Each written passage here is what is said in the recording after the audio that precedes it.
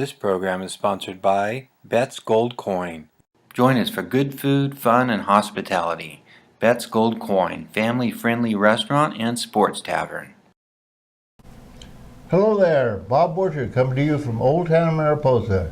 And I have with me today David Butler. David, you're running for office here, so we're doing our public service stuff. But maybe we could start out with talking a little bit about you. You have some roots here. Pretty deep roots, Bob. My family has been in Mariposa since 1848. 48. Right at the beginning of the gold rush. You were digging gold out of these creeks, huh? They were. All right. And so you're in the construction business. You own a business here in town now, right? I do. I own the Mariposa Yosemite Slate Quarry out on Agua Fria Creek, and I'm also a licensed general contractor and have been for 28 years, 29 years. That's kind of an interesting profession. Been involved with a little construction management, have you? A lot of construction management. What scope of the project? You're not building homes. You're building big things. Big complexes, condominiums, big jobs down in the Bay Area. I was involved with had big budgets and tight timelines. You've got some interesting skills. You've got an interesting tradition here in Mariposa. You went to high school here. I did, Bob. I went to grammar school, and my grammar school principal was Mrs. Ellingham. She actually taught my grandmother, taught my mom, and then she was still there when we came through. So it was... Well, Mrs. Ellingham is kind of a major figure in our history here. Big figure. Then I went on to high school, played sports up there, was involved with the FFA and student government, and then went down to Merced Junior College and played football and 2 years of school there, and went on to Oregon Institute of Technology and played ball up there for 2 years. Football? Mm-hmm. What position? Defensive end. Boy. Well, someday we'll have to exchange bruises. But I hear you're running for public office, David. I am, Bob. I had been approached by some folks that wanted me to run for the John C. Fremont Healthcare District Board. And I looked into it and have been to a few meetings, and I think it's real important that someone steps up and helps keep that hospital here, because it's very, very valuable to the community. It is. You and I have talked about this. In my world, I'm a city planner. There's a couple of things that are really, really important to a community. Their health care with respect to a hospital facility. High school is something that's pretty critical to our survival as a community. But with respect to that hospital, the position we have economically, and it's in jeopardy. We're a small town. There's not many, I don't think there's any small community that has a hospital. Actually, Bob, it's a healthcare district, and it kind of operates independent from any county government, but it is it has to answer to the state. And there are 78 hospital districts in California, but a lot of them are very vulnerable right now. Los Banos recently lost their hospital, and Seaside lost their hospital. So one of my primary concerns up there at the hospital today is the administration that's in there has been there for 3 years, and they've done a real good job in the last 3 years. When they first got there, that hospital had 9 hours of operating funds in the bank. 9 hours? 9 hours of operating funds. That's one shift. That's one shift. And they had a $2 million promissory note out.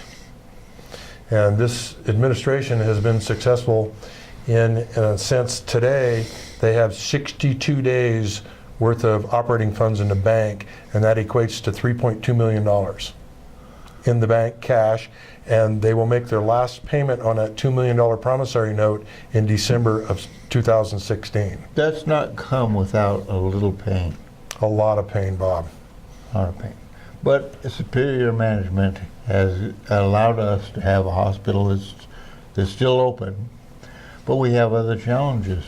And I think where your skills come in with respect to construction, that's where your contribution to that board is probably going to be critical, huh? It's going to be very critical. They're going to be challenged with a great leap of fate. The state has mandated that by 2030 that this district has to have a new hospital. That hospital that's there was built in 1952-53, and I was actually born in that hospital in 1954. You were born in the hospital? I was born in the hospital in 1954. Wow. So with those challenges in front of us, we're going to really have to hold a really sharp pencil on the design of the new hospital, how big it is, how many beds, and then a big part of a new hospital is keeping the old hospital and converting it into portions that can be used as an extended Ewing wing. And I think that's real important for this community also, because of we are an aging community. Absolutely. So that'll be a big plus. And you know, a big thing with me, and I'm going to try to make this short because we don't have a lot of time here, but a big thing with me is the economic stability of our county. And that hospital is a very important element in the economic mechanics of our community. A visitor community, we have millions of people who come to this county, and that hospital is very vital to that industry and other businesses in this community as well. We're very, very fortunate to have Yosemite National Park in our backyard. And I don't think it was recognized how important it is probably until the last 15 to 20 years.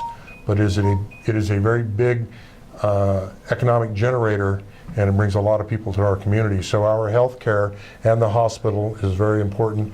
And we have a health clinic over in Greeley Hill that services that area over there, and we're able to maintain that for those folks that live over there in that isolated area. It truly is a countywide district. It is a countywide with district. respect to service. And it would be a disaster if we lost it. Well, it's something that, and this is why I have stepped up. I don't take a challenge lightly at all, and I don't give up on anything. All right. So once I take a hold of something, we will find a way, and we will keep this hospital here, and it's very, very important for this community. David, we're going to be, you're going to be talking to voters on this show, you know that. Yes, I do. You have something you want us to say to people who are voting? This is a countywide election. Countywide election. The Hospital District Board consists of 5 seats. There are 3 seats open, and I would really appreciate your support to help me on that board to make sure that we keep a hospital viable here and for into the future. David, thank you for joining me today. And for you folks out there, register to vote. You're going to be getting your voter pamphlet real soon if you haven't got it already. Check this guy out and the other candidates for this district, and they have a website too, and you can find out a little bit about our hospital district. This is probably one of the more important elections.